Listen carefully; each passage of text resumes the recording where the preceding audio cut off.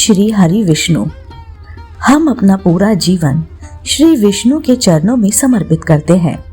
आज हम जानेंगे गरुड़ पुराण की छोटी छोटी मगर मोटी बातें। गरुड़ पुराण के अनुसार किसी इंसान की मृत्यु के बाद आत्मा का क्या होता है, कितने प्रकार के होते हैं नर्क, ऐसे ही प्रश्नों के जवाब है गरुड़ पुराण में। दोस्तों, जिसने भी जन्म लिया है वह एक ना एक दिन मृत्यु को अवश्य ही प्राप्त होता है। किसी की मृत्यु के बाद की भी कुछ परंपराएं हैं जिसका पालन मृत व्यक्ति के परिवार वालों को करना होता है।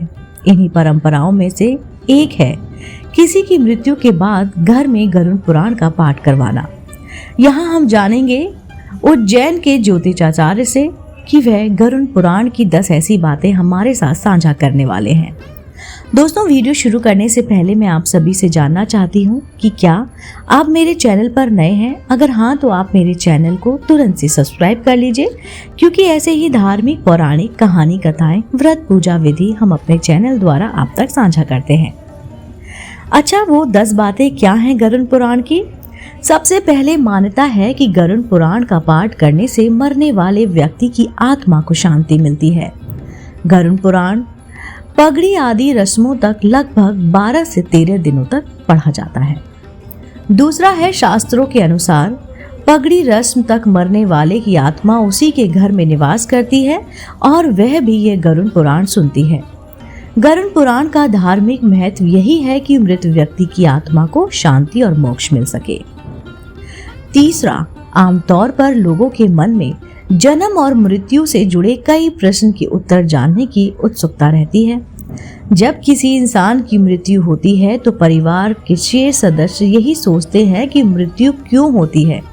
गरुड़ पुराण में जन्म मृत्यु से जुड़े इन सभी सवालों के जवाब बताए गए हैं।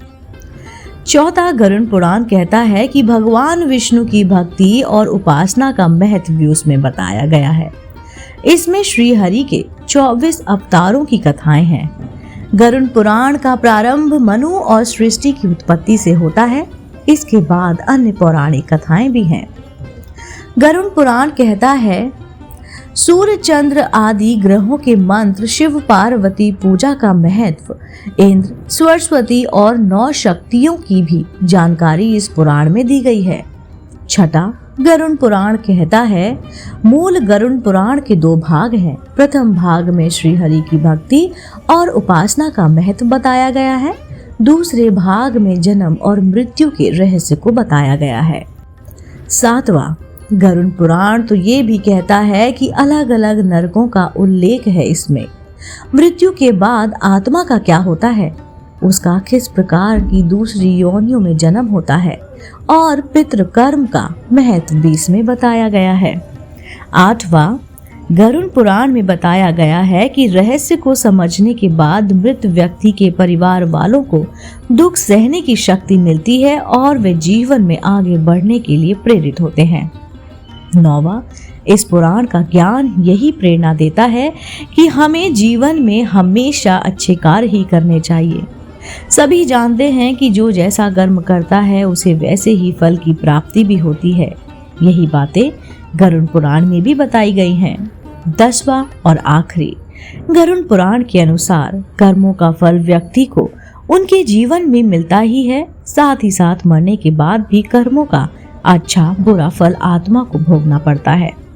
इस ज्ञान को प्राप्त करने के लिए किसी की मृत्यु के बाद का अक्सर निर्धारित किया गया ताकि उस समय हम जन्म और मृत्यु से जुड़े सभी सत्य जान सके और मृत व्यक्ति के बिछड़ने के दुख को सहन करने की हमें शक्ति प्रदान कर सके। दोस्तों, आज के लिए इतना ही। उम्मीद करती हूँ आपको गरुड़ पुराण की ये छोटी छोटी मगर महत्वपूर्ण बातें जरूर पसंद आई होगी। आपको पता लगा होगा हमें अपनी जिंदगी में गरुड़ पुराण की किन किन बातों पर अमल करना चाहिए। दोस्तों, अगर आपको ऐसे ही धार्मिक, पौराणिक, कहानी, कथाएं, व्रत, पूजा विधि जानना, सुनना, देखना पसंद है तो आप मेरे चैनल को तुरंत से सब्सक्राइब कर सकते हैं, क्योंकि ऐसे ही वीडियोस हम अपने चैनल पर अपलोड करते हैं। दोस्तों, आज के लिए इतना ही। तब तक के लिए नमस्कार।